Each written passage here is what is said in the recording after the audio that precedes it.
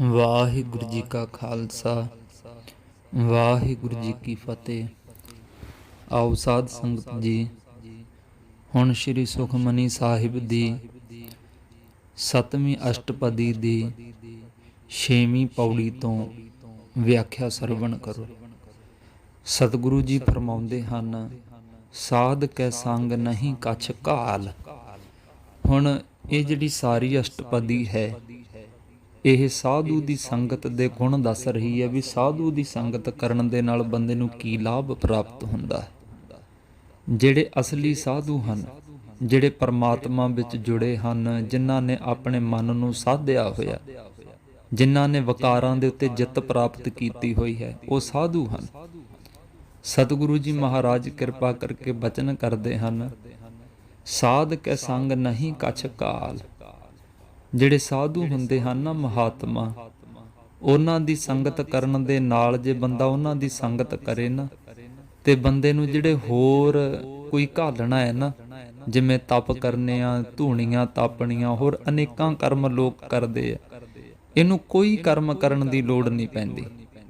ਦਰਸ਼ਨ ਭੇਟਤ ਹੋਤ ਨਿਹਾਲ।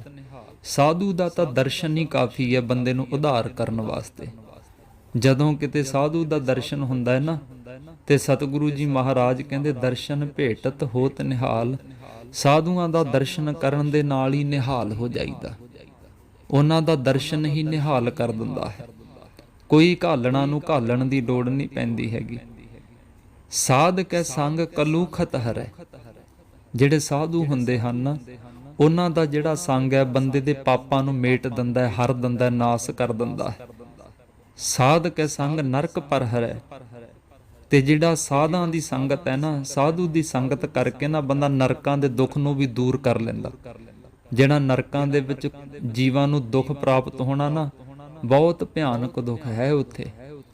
ਤੇ ਮਹਾਰਾਜ ਕਹਿਣ ਲੱਗੇ ਨਰਕਾਂ ਦਾ ਦੁੱਖ ਵੀ ਬੰਦਾ ਦੂਰ ਕਰ ਲੈਂਦਾ, ਉਸ ਨੂੰ ਮੇਟ ਲੈਂਦਾ ਹੈ। ਸਾਧ ਕੈ ਸੰਗ ਇਹਾਂ ਊਹਾਂ ਸੁਹੇਲਾ। ਸਾਧੂ ਦੀ ਸੰਗਤ ਕਰਨ ਦੇ ਨਾਲ ਬੰਦਾ ਇਸ ਲੋਕ ਦੇ ਵਿੱਚ ਤੇ ਪਰਲੋਕ ਦੇ ਵਿੱਚ, ਦੋਹਾਂ ਲੋਕਾਂ ਵਿੱਚ ਸੁਖੀ ਹੋ ਜਾਂਦਾ।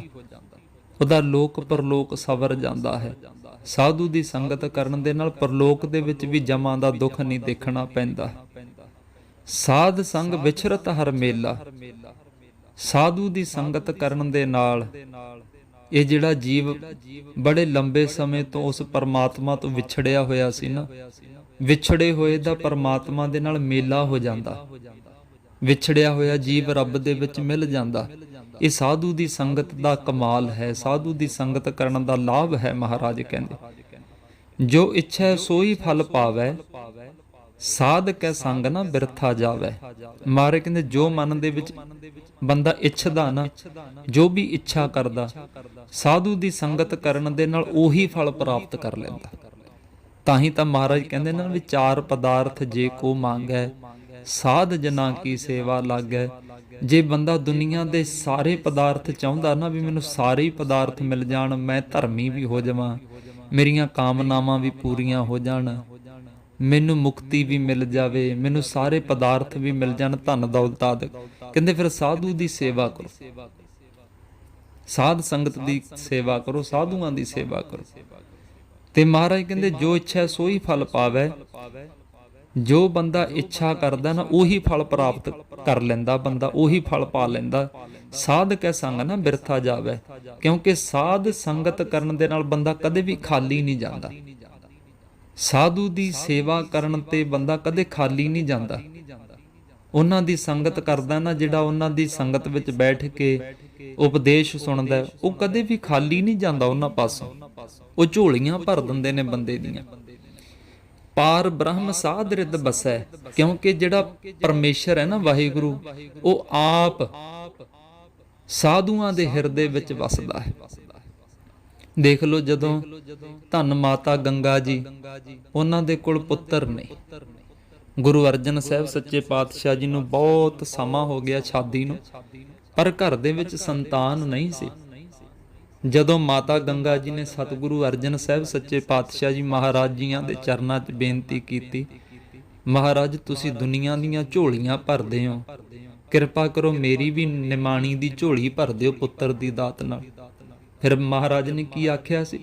ਮਹਾਰਾਜ ਕਹਿਣ ਲੱਗੇ ਤੁਹਾਡੀ ਝੋਲੀ ਭਰਨਗੇ ਜੋ ਗੁਰੂ ਨਾਨਕ ਦੇਵ ਸਾਹਿਬ ਸੱਚੇ ਪਾਤਸ਼ਾਹ ਜੀ ਤੋਂ ਵਰੋਸਾਏ ਹੋਏ ਨੇ ਨਾ, ਬਾਬਾ ਬੁੱਢਾ ਸਾਹਿਬ ਜੀ ਜੋ ਗੁਰੂ ਘਰ ਦੇ ਅਨੰਨ ਸੇਵਕ ਹਨ। ਤੁਸੀਂ ਉਹਨਾਂ ਦੀ ਸੇਵਾ ਕਰਕੇ ਉਹਨਾਂ ਦੀ ਖੁਸ਼ੀ ਪ੍ਰਾਪਤ ਕਰੋ ਤੇ ਜ਼ਰੂਰ ਤੁਹਾਨੂੰ ਪੁੱਤਰ ਦਾ ਵਰ ਦੇਣਗੇ। ਤੇ ਉਹ ਚਲੋ ਸਾਖੀ ਲੰਬੀ ਹੈ, ਮਹਾਰਾਜ ਨੇ ਫਿਰ ਬਾਅਦ ਦੇ ਵਿੱਚ ਵਿਧੀ ਵੀ ਦੱਸੀ ਵੀ ਕਿੱਦਾਂ ਉਹਨਾਂ ਨੂੰ ਖੁਸ਼ ਕਰਨਾ। ਤੇ ਜਦੋਂ ਬਾਬਾ ਬੁੱਢਾ ਸਾਹਿਬ ਜੀ ਪ੍ਰਸੰਨ ਹੋਏ, ਫਿਰ ਦੇਖ ਲਓ ਮੀਰੀ ਪੀਰੀ ਦੇ ਮਾਲਕ ਧੰਨ ਸਤਿਗੁਰੂ ਸ੍ਰੀ ਗੁਰੂ ਹਰਗੋਬਿੰਦ ਸਾਹਿਬ ਮਹਾਰਾਜ ਜੀ ਬਖਸ਼ੇ। ਫਿਰ ਦੇਖ ਲਓ ਝੋਲੀ ਭਰ ਦਿੱਤੀ ਮਾਤਾ ਗੰਗਾ ਜੀ ਦੀ। ਦੇਖ ਮਤਲਬ ਸਾਧੂ ਦੀ ਸੰਗਤ ਕਰਨ ਦੇ ਨਾਲ ਬੰਦਾ ਖਾਲੀ ਨਹੀਂ ਜਾਂਦਾ, ਕਿਉਂਕਿ ਉਹਨਾਂ ਦੇ ਹਿਰਦੇ ਦੇ ਵਿੱਚ ਆਪ ਵਾਹਿਗੁਰੂ ਵਸਦਾ ਹੈ। ਨਾਨਕ ਉਧਰੈ ਸਾਧ ਸੁਨ ਰਸੈ। ਤੇ ਜਦੋਂ ਬੰਦਾ ਸਾਧੂਆਂ ਦੀ ਰਸਨਾ ਤੋਂ ਉਪਦੇਸ਼ ਸੁਣਦਾ ਨਾ, ਤੇ ਉਪਦੇਸ਼ ਸੁਣ ਕੇ ਉਸ ਦੀ ਕਮਾਈ ਕਰਦਾ ਤੇ ਨਾਮ ਨੂੰ, ਆਪਣੀ ਰਸਨਾ ਨੂੰ ਵਾਹਿਗੁਰੂ ਦੇ ਨਾਮ ਵਿੱਚ ਰਸਾ ਲੈਂਦਾ ਹੈ, ਮਤਲਬ ਆਪਣੀ ਰਸਨਾ ਤੋਂ ਹਰ ਵਕਤ ਵਾਹਿਗੁਰੂ ਦਾ ਸਿਮਰਨ ਕਰਦਾ ਹੈ, ਤੇ ਸਾਧੂ ਦਾ ਸੰਗਤ ਕਰਨ ਦੇ ਨਾਲ ਫਿਰ ਬੰਦੇ ਦਾ ਉਧਾਰ ਹੋ ਜਾਂਦਾ, ਕਲਿਆਣ ਹੋ ਜਾਂਦੀ ਹੈ। ਅਗਲੀ ਪੌੜੀ 'ਚ ਸਤਿਗੁਰੂ ਜੀ ਬਚਨ ਕਰਦੇ ਹਨ, ਸਾਧ ਕੈ ਸੰਗ ਸੁਨੋ ਹਰਿ ਨਾਉ। ਇਸ ਕਰਕੇ ਭਾਈ ਸਾਧ ਸੰਗਤ ਦੇ ਵਿੱਚ ਬੈਠ ਕੇ ਨਾ, ਸਾਧੂ ਦੀ ਸੰਗਤ ਜਦੋਂ ਕਰੀਦੀ ਹੈ, ਉਦੋਂ ਇੱਧਰ ਉੱਧਰ ਦੀਆਂ ਗੱਲਾਂ ਨਹੀਂ ਕਰਨੀਆਂ ਚਾਹੀਦੀਆਂ। ਉਦੋਂ ਬੜੇ ਧਿਆਨ ਦੇ ਨਾਲ ਉਹਨਾਂ ਦੀ ਸੰਗਤ ਦੇ ਵਿੱਚੋਂ ਸਾਨੂੰ ਨਾਮ ਹੀ ਸੁਣਨਾ ਚਾਹੀਦਾ, ਮਹਾਰਾਜ ਕਹਿੰਦੇ। ਇਸ ਕਰਕੇ ਸਾਧ ਸੰਗਤ ਕਰੋ ਨਾ, ਜਦੋਂ ਸ਼ਾਂਤ ਹੋ ਕਰਕੇ ਬੈਠ ਕਰਕੇ ਉਹਨਾਂ ਤੋਂ ਵਾਹਿਗੁਰੂ ਦਾ ਨਾਮ ਸਰਵਣ ਕਰੋ। ਅੱਗੇ ਮਹਾਰਾਜ ਕਹਿਣ ਲੱਗੇ, ਸਾਧ ਸੰਗ ਹਰਿ ਕੇ ਗੁਣ ਗਾਓ। ਤੇ ਕਹਿਣ ਲੱਗੇ ਸਤਿਗੁਰੂ ਸਾਧੂ ਦਾ ਸੰਗ ਕਰਕੇ ਨਾ ਹਰੀ ਦੇ ਗੁਣ ਗਾਓ। ਸਾਧ ਸੰਗ ਹਰਿ ਕੇ ਗੁਣ ਗਾਓ। ਉਹਨਾਂ ਸਾਧੂਆਂ ਦੀ ਸੰਗਤ ਵਿੱਚ ਬੈਠ ਕੇ ਹਰੀ ਦੇ ਗੁਣਾਂ ਨੂੰ ਗਾਓ, ਪਰਮਾਤਮਾ ਦੇ ਗੁਣਾਂ ਨੂੰ ਗਾਓ। ਸਾਧ ਕੇ ਸੰਗ ਨਾ ਮਨ ਤੇ ਬਿਸਰੈ। ਕਿਉਂਕਿ ਸਾਧੂਆਂ ਦੀ ਸੰਗਤ ਦਾ ਐਡਾ ਫਲ ਹੁੰਦਾ ਨਾ, ਜਦੋਂ ਬੰਦਾ ਸਾਧੂ ਦੀ ਸੰਗਤ ਕਰਨ ਲੱਗ ਪੈਂਦਾ, ਇਹਦਾ ਮਨ ਇੰਨਾ ਵਾਹਿਗੁਰੂ ਦੇ ਵਿੱਚ ਜੁੜ ਜਾਂਦਾ ਨਾ, ਇਹਦੇ ਮਨ ਤੋਂ ਫਿਰ ਕਦੇ ਵਾਹਿਗੁਰੂ ਵਿਸਰਦਾ ਹੀ ਨਹੀਂ, ਭੁੱਲਦਾ ਹੀ ਨਹੀਂ। ਹੁਣ ਤਾਂ ਆਪਾਂ ਦੁਨਿਆਵੀ ਝਮੇਲਿਆਂ 'ਚ ਪੈ ਕੇ ਰੱਬ ਨੂੰ ਭੁਲਾ ਛੱਡਦੇ ਆ ਨਾ, ਜਦੋਂ ਬੰਦਾ ਸਾਧ ਸੰਗਤ ਕਰਨ ਲੱਗ ਪੈਂਦਾ, ਉਹਨੂੰ ਫਿਰ ਕਦੇ ਵਿਸਰਦਾ ਹੀ ਨਹੀਂ ਪਰਮਾਤਮਾ ਦਾ ਨਾਮ। ਸਾਧ ਸੰਗ ਸਰ ਪਰ ਨਿਸਤਰੈ। ਸਾਧ ਸੰਗਤ ਕਰਕੇ ਬੰਦਾ ਜ਼ਰੂਰ ਬਰ ਜ਼ਰੂਰ ਇਸ ਦੁਨੀਆ ਤੋਂ ਤਰ ਜਾਂਦਾ। ਬਸ ਇਹ ਸਮਝ ਲਓ ਵੀ ਸਾਧੂਆਂ ਦੀ ਸੰਗਤ ਹੈ ਜਿਹੜੀ, ਉਹ ਬੇੜੀ ਹੈ, ਜਹਾਜ਼ ਹੈ, ਜਿਸ ਦੇ ਉੱਪਰ ਅਸਵਾਰ ਹੋ ਕੇ ਬੰਦਾ ਇਸ ਭਵ ਸਾਗਰ ਤੋਂ ਤਰ ਜਾਂਦਾ ਹੈ। ਸਾਧ ਕੈ ਸੰਗ ਲੱਗਿਆ ਪ੍ਰਭ ਮੀਠਾ। ਜਦੋਂ ਸਾਧ ਸੰਗਤ ਕਰਦਾ ਨਾ ਬੰਦਾ, ਸਾਧੂ ਦੀ ਸੰਗਤ ਕਰਨ ਦੇ ਨਾਲ ਰੱਬ ਮਿੱਠਾ ਪਿਆਰਾ ਲੱਗਣ ਲੱਗ ਪੈਂਦਾ। ਬਸ ਉਹਦਾ ਫਿਰ ਨਾਮ ਜਪਣ ਨੂੰ ਜੀ ਕਰਦਾ, ਉਹ ਵਾਹਿਗੁਰੂ ਫਿਰ ਉਹਦੀ ਆਗਿਆ ਮਿੱਠੀ ਲੱਗਣ ਲੱਗ ਪੈਂਦੀ, ਉਹਦੇ ਭਾਣੇ 'ਚ ਚੱਲਣ ਨੂੰ ਜੀ ਕਰਨ ਲੱਗ ਪੈਂਦਾ ਬੰਦੇ ਦਾ, ਰੱਬ ਮਿੱਠਾ ਲੱਗਣ ਲੱਗ ਪੈਂਦਾ। ਸਾਧੂ ਕੈ ਸੰਗ ਘਟ ਘਟ ਡੀਠਾ। ਤੇ ਜਦੋਂ ਬੰਦਾ ਸਾਧੂ ਦੀ ਸੰਗਤ ਕਰਦਾ, ਸਾਧ ਸੰਗਤ ਕਰਨ ਦੇ ਨਾਲ ਬੰਦਾ ਘਟਾਂ ਘਟਾਂ ਵਿੱਚ ਰੱਬ ਦੇਖ ਲੈਂਦਾ। ਦੇਖ ਹਰ ਸਰੀਰ ਵਿੱਚ ਫਿਰ ਰੱਬ ਦਿਸਦਾ ਫਿਰ ਉਸ ਵਕਤ, ਜਦੋਂ ਸਾਧੂ ਦੀ ਸੰਗਤ ਦੀ ਬਰਕਤ ਹੀ ਇੰਨੀ ਹੈ। ਸਾਧ ਸੰਗ ਭਏ ਆਗਿਆਕਾਰੀ। ਸਾਧ ਸੰਗਤ ਕਰਨ ਦੇ ਨਾਲ ਇਹ ਜੀਵ ਆਗਿਆਕਾਰੀ ਹੋ ਜਾਂਦਾ, ਮਤਲਬ ਰੱਬ ਦੀ ਆਗਿਆ ਵਿੱਚ ਰਹਿਣ ਵਾਲਾ ਬਣ ਜਾਂਦਾ। ਫਿਰ ਅੱਗੇ ਕਹਿੰਦੇ, ਸਾਧ ਸੰਗ ਗਤ ਭਈ ਹਮਾਰੀ। ਤੇ ਸਾਧੂ ਦੀ ਸੰਗਤ ਕਰਨ ਦੇ ਨਾਲ ਮਹਾਰਾਜ ਕਹਿਣ ਲੱਗੇ, ਸਾਡੀ ਕਲਿਆਣ ਹੋ ਗਈ। ਇਸ ਜੀਵ ਦੀ ਸਾਧੂ ਸੰਗਤ ਕਰਨ ਦੇ ਨਾਲ ਕਲਿਆਣ ਹੋ ਗਈ। ਕਹਿਣ ਲੱਗੇ, ਸਾਧ ਕੈ ਸੰਗ ਮਿਟੇ ਸਭ ਰੋਗ। ਸਾਧੂ ਦੀ ਸੰਗਤ ਕਰਨ ਦੇ ਨਾਲ ਸਾਰੇ ਜਿੰਨੇ ਵੀ ਰੋਗ ਨੇ ਨਾ, ਮਾਨਸਿਕ ਸਰੀਰਕ ਸਭ ਰੋਗ ਮਿਟ ਜਾਂਦੇ ਆ ਜੀਵ ਦੇ। ਸਾਧ ਕੇ ਸੰਗ ਮਿਟੇ ਸਭ ਰੋਗ। ਕਹਿਣ ਲੱਗੇ ਮਹਾਰਾਜ, ਸਾਧੂ ਦੀ ਸੰਗਤ ਕਰਨ ਦੇ ਨਾਲ ਸਾਡੇ ਸਾਰੇ ਰੋਗ ਮਿਟ ਗਏ, ਨਾਸ ਹੋ ਗਏ। ਨਾਨਕ ਸਾਧ ਭੇਟੇ ਸੰਜੋਗ। ਪਰ ਭਾਈ ਜੇ ਬੰਦੇ ਦੇ ਭਲੇ ਜੋਗ ਹੋਣ ਨਾ, ਸੰਗ ਭਲੇ ਜਿਹੜੇ ਜੋਗ ਹੋਣ ਬੰਦੇ ਦੇ, ਜੇ ਬੰਦੇ ਦੇ ਵਧੀਆ ਸੰਜੋਗ ਹੋਣ, ਫੇਰ ਸਾਧੂ ਦੀ ਸੰਗਤ ਮਿਲਦੀ ਹੈ। ਪਹਿਲਾਂ ਤਾਂ ਸਾਧੂ ਹੀ ਨਹੀਂ ਲੱਭਦਾ ਦੁਨੀਆ ਦੇ ਉੱਤੇ, ਕਿਉਂਕਿ ਸਾਧੂਆਂ ਦੇ ਨਾਮ ਦੇ ਹੇਠ ਨਾ ਬਹੁਤ ਭੇਖੀ ਬੰਦੇ ਜਿਹੜੇ ਬਾਣਾ ਪਾ ਕਰਕੇ ਬੈਠੇ ਹੋਏ, ਜਿਹੜੇ ਬਾਣਾ ਪਾ ਕਰਕੇ ਬੈਠੇ, ਇਹੋ ਜਿਹਾ ਭੁਲੇਖਾ ਪਾਉਂਦੇ ਆ ਕਿ ਵਾਕਈ ਇਉਂ ਲੱਗਦੇ ਜਿਵੇਂ ਸਾਧੂ ਹੀ ਹੁੰਦੇ। ਜਿਵੇਂ ਸੱਜਣ ਠੱਗ ਨੇ ਦੇਖ ਲਓ ਸਾਧੂਆਂ ਵਾਲਾ ਹੀ ਬਾਣਾ ਪਾਇਆ ਹੋਇਆ ਸੀ, ਤੇ ਆਉਂਦੇ ਜਾਂਦੇ ਰਾਹੀਆਂ ਨੂੰ ਦੇਖ ਲਓ ਸੱਜਣ ਬਣ ਕੇ ਸਾਧੂ ਬਣ ਕੇ ਲੁੱਟ ਲੈਂਦਾ ਹੁੰਦਾ ਸੀ। ਪਛਾਣਨਾ ਹੀ ਬੜਾ ਔਖਾ ਸਾਧੂ। ਜਿਵੇਂ ਭਾਈ ਗੁਰਦਾਸ ਜੀ ਕਹਿੰਦੇ ਨੇ ਨਾ, ਉਹ ਕਹਿੰਦੇ ਜਿਵੇਂ ਸੋਨਾ ਤੇ ਪਿੱਤਲ ਇੱਕੋ ਜਿਹੇ ਪੀਲੇ ਰੰਗ ਦੇ ਹੀ ਹੁੰਦੇ ਨਾ, ਪਰ ਜਿਹੜਾ ਕੋਈ ਵਾਕਈ ਬਰੀਕੀ ਦੇ ਨਾਲ ਪਹਿਚਾਣਨ ਵਾਲਾ, ਜਿਹੜਾ ਪਾਰਖੂਗਾ, ਸਿਰਫ ਉਹੀ ਪਹਿਚਾਣ ਪਾਉਂਦਾ ਵੀ ਹਾਂ ਪਿੱਤਲ ਹੈ ਤੇ ਇਹ ਸੋਨਾ। ਨਹੀਂ ਤਾਂ ਭੁਲੇਖਾ ਪੈ ਜਾਂਦਾ ਆਮ ਬੰਦੇ ਨੂੰ, ਤਾਂ ਐਂ ਲੱਗਦਾ ਪਿੱਤਲ ਵੀ ਸੋਨੇ ਵਰਗਾ ਲੱਗਣ ਲੱਗ ਪੈਂਦਾ ਜੀ। ਆਮ ਬੰਦੇ ਨੂੰ ਤਾਂ ਪਿੱਤਲ ਵੀ ਸੋਨੇ ਜਿਹਾ ਲੱਗਦਾ, ਇੱਕੋ ਜਿਹੀ ਲੱਗਦੇ ਆ ਵੀ ਬੰਦਾ ਭੁਲੇਖਾ ਖਾ ਜਾਂਦਾ, ਪਿੱਤਲ ਨੂੰ ਸੋਨਾ ਸਮਝ ਬੈਠਦਾ। ਜਿਵੇਂ ਕਾਂ ਤੇ ਕੋਇਲ ਦੀ ਜਿਹੜੀ ਉੱਪਰਲੀ ਮੁੱਦਰ ਹੈ ਨਾ, ਜਿਹੜਾ ਉਹਨਾਂ ਦਾ ਰੰਗ ਰੂਪ ਇੱਕੋ ਜਿਹਾ ਹੀ ਹੁੰਦਾ, ਪਰ ਕਾਂ ਦੇ ਬੋਲ ਬੰਦੇ ਨੂੰ ਬੜੇ ਭੈੜੇ ਲੱਗਦੇ, ਪਰ ਕੋਇਲ ਦੇ ਬੋਲ ਬੜੇ ਮਿੱਠੇ ਹੁੰਦੇ। ਇਸੇ ਤਰ੍ਹਾਂ ਦੁਨੀਆ ਦੇ ਉੱਤੇ ਨਾ ਪਤਾ ਨਹੀਂ ਲੱਗਦਾ, ਪਰ ਮਹਾਰਾਜ ਦੀ ਕਿਰਪਾ ਹੋ ਜਾਵੇ, ਕੋਈ ਵਾਕਈ ਅਸਲੀ ਸਾਧੂ ਮਿਲ ਜਾਵੇ ਤਾਂ ਫਿਰ ਕਹਿਣਾ ਹੀ ਕੀ ਹੈ। ਮਹਾਰਾਜ ਅੱਗੇ ਬਚਨ ਕਰਦੇ ਹਨ, ਬੜੀ ਮੁਸ਼ਕਲ ਦੇ ਨਾਲ ਸਾਧੂਆਂ ਦੀ ਸੰਗਤ ਮਿਲਦੀ ਹੈ। ਸਾਧ ਕੀ ਮਹਿਮਾ ਵੇਦ ਨਾ ਜਾਣੈ ਹੈ।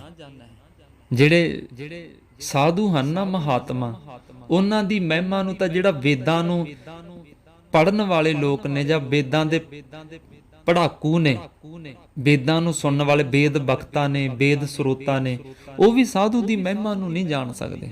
ਇੱਥੋਂ ਤੱਕ ਖੁਦ ਜਿਹੜਾ ਵੇਦ ਹੈ ਨਾ, 4 ਵੇਦ, ਉਹ ਵੀ ਸਾਧੂ ਦੀ ਮਹਿਮਾ ਨੂੰ ਨਹੀਂ ਜਾਣਦੇ ਹੈਗੇ। ਜੇਤਾ ਸੁਨਹਿ ਤੇਤਾ ਬਖਿਆਨ ਹੈ। ਉਹ ਜਿੰਨਾ ਕੁ ਵੇਦ ਦੇ ਵਿੱਚੋਂ ਪੜ੍ਹ ਕੇ ਸੁਣ ਲੈਂਦੇ ਆ, ਜਾਂ ਕੋਈ ਉਹਨਾਂ ਨੂੰ ਦੱਸ ਦਿੰਦਾ ਹੈ ਵੇਦਾਂ ਦੇ ਵਿੱਚੋਂ, ਜਾਂ ਪੜ੍ਹ ਲੈਂਦੇ ਆ ਖੁਦ। ਜੇਤਾ ਸੁਨਹਿ ਤੇਤਾ ਬਖਿਆਨ ਹੈ। ਜਿੰਨੀ ਕੋ ਮਹਿਮਾ ਵੇਦਾਂ ਵਿੱਚੋਂ ਸੁਣ ਲੈਂਦੇ ਆ ਸਾਧੂਆਂ ਦੀ, ਉਹਨਾਂ ਕੁ ਆਪਣੇ ਮੂੰਹ ਦੇ ਰਾਹੀਂ ਦੱਸ ਦਿੰਦੇ ਆ। ਨਹੀਂ ਤਾਂ ਵੇਦ ਦੀ ਜਿਹੜੀ ਸਾਧੂ ਹੈ ਨਾ ਮਹਾਤਮਾ, ਉਹਦੀ ਮਹਿਮਾ ਨੂੰ ਨਹੀਂ ਕੋਈ ਜਾਣ ਸਕਦਾ।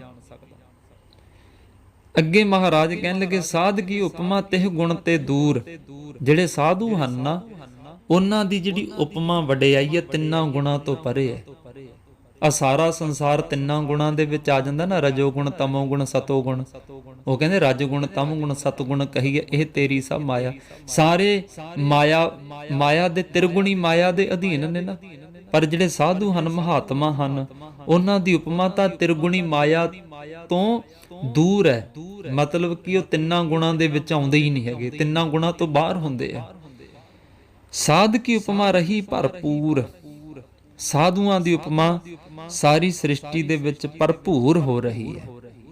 ਸਾਰੇ ਪਾਸੇ ਸਾਧੂਆਂ ਮਹਾਤਮਾ ਦੀ ਮਹਿਮਾ, ਸਾਰੇ ਪਾਸੇ ਜ਼ਰਾ ਜ਼ਰਾ ਉਹਨਾਂ ਦੇ ਹੁਕਮ ਦੇ ਵਿੱਚ ਚੱਲਦਾ ਹੈ। ਸਾਧ ਕੀ ਸੋਭਾ ਕਾ ਨਾਹੀ ਅੰਤ। ਜਿਹੜੇ ਸਾਧੂ ਹੁੰਦੇ ਨਾ ਮਹਾਤਮਾ, ਉਹਨਾਂ ਦੀ ਸੋਭਾ ਦਾ ਤਾਂ ਅੰਤ ਹੀ ਕੋਈ ਨਹੀਂ ਹੈਗਾ। ਸਾਧ ਕੀ ਸੋਭਾ ਸਦਾ ਬੇਅੰਤ। ਜਿਹੜੇ ਸਾਧੂ ਮਹਾਤਮਾ ਹੁੰਦੇ, ਉਹਨਾਂ ਦੀ ਤਾਂ ਸੋਭਾ ਹਮੇਸ਼ਾ ਬੇਅੰਤ ਤੇ ਬੇਅੰਤ ਹੈ। ਸਾਧ ਕੀ ਸੋਭਾ ਉੱਚ ਤੇ ਉੱਚੀ। ਸਾਧੂ ਦੀ ਸੋਭਾ ਹੈ ਨਾ ਜਿਹੜੀ ਉੱਚਿਆਂ ਤੋਂ ਵੀ ਉੱਚੀ ਹੈ। ਆ ਜਿਹੜੇ ਬ੍ਰਹਮਾ, ਵਿਸ਼ਨੂੰ, ਸ਼ਿਵਜੀ ਆਦਿਕ ਜਿਹੜੇ ਦੇਵਤੇ ਮੰਨੇ ਜਾਂਦੇ ਨਾ ਸਭ ਤੋਂ ਉੱਚੇ, ਇਹਨਾਂ ਦੇਵਤਿਆਂ ਦੀ ਮਹਿਮਾ ਤੋਂ ਵੀ ਉੱਚੀ ਹੈ। ਮਹਾਰਾਜ ਕਹਿੰਦੇ ਮਤਲਬ ਸਾਧੂ ਦੀ ਮਹਿਮਾ ਉੱਚਿਆਂ ਤੋਂ ਵੀ ਉੱਚੀ ਹੈ। ਸਾਧ ਕੀ ਸੋਭਾ ਮੂਚ ਤੇ ਮੂਚੀ। ਜਿਹੜੇ ਹਨ ਸਾਧੂ ਹਨ, ਉਹਨਾਂ ਦੀ ਜਿਹੜੀ ਸੋਭਾ ਬਹੁਤ ਤੋਂ ਬਹੁਤ ਹੀ ਹੈ। ਮੂਚ ਤੇ ਮੂਚੀ ਦਾ ਮਤਲਬ, ਮੂਚ ਦਾ ਮਤਲਬ ਹੁੰਦਾ ਬਹੁਤਾ। ਸਾਧੂਆਂ ਦੀ ਸੋਭਾ ਜਿਹੜੀ ਨਾ, ਉਹ ਮੂਚ ਤੇ ਮੂਚੀ, ਮਤਲਬ ਕਿ ਬਹੁਤ ਤੋਂ ਬਹੁਤ ਹੈ, ਬੇਅੰਤ ਤੋਂ ਬੇਅੰਤੀ ਹੈ। ਮਹਾਰਾਜ ਕਹਿੰਦੇ ਵੱਡੀ ਤੋਂ ਵੱਡੀ ਹੈ। ਸਾਧ ਕੀ ਸੋਭਾ ਸਾਧ ਬਣੇ ਆਈ। ਸਾਧੂ ਦੀ ਸੋਭਾ ਮਹਿਮਾ ਤਾਂ ਸਾਧੂ ਨੂੰ ਹੀ ਬਣੇ ਆਉਂਦੀ ਹੈ। ਉਹ ਆਪਣੀ ਮਹਿਮਾ ਨੂੰ ਆਪ ਹੀ ਜਾਣਦਾ ਹੈ। ਨਾਨਕ ਸਾਧ ਪ੍ਰਭ ਭੇਦ ਨਾ ਭਾਈ। ਮਹਾਰਾਜ ਕਹਿਣ ਲੱਗੇ ਜਿਹੜੇ ਸਾਧੂ ਹਨ ਨਾ, ਉਹਨਾਂ ਦੇ ਤੇ ਪ੍ਰਭੂ ਦੇ ਵਿੱਚ ਕੋਈ ਫਰਕ ਹੀ ਹੈ ਨਹੀਂਗਾ। ਬਸ ਇਉਂ ਸਮਝ ਲਓ, ਸਾਧੂ ਦਾ ਦਰਸ਼ਨ ਕਰ ਲਿਆ, ਰੱਬ ਦਾ ਦਰਸ਼ਨ ਕਰ ਲਿਆ। ਰੱਬ ਤੇ ਸਾਧੂ ਇੱਕੋ ਹੀ ਸਰੂਪ ਨੇ, ਦੂਸਰਾ ਹੈ ਹੀ ਨਹੀਂ। ਮਹਾਰਾਜ ਕਹਿਣ ਲੱਗੇ ਇਸ ਪ੍ਰਕਾਰ ਆਪ ਜੀ ਨੇ ਇਹ 7ਵੀਂ ਪੌੜੀ, ਹੁਣ 7ਵੀਂ ਅਸ਼ਟਪਦੀ ਸੰਪੂਰਨ ਹੋਈ ਹੈ। ਹੋਈਆਂ ਬੇਅੰਤ ਗਲਤੀਆਂ ਦੀ ਮਾਫੀ ਬਖਸ਼ਣੀ। ਵਾਹਿਗੁਰੂ ਜੀ ਕਾ ਖਾਲਸਾ, ਵਾਹਿਗੁਰੂ ਜੀ ਕੀ ਫਤਿਹ।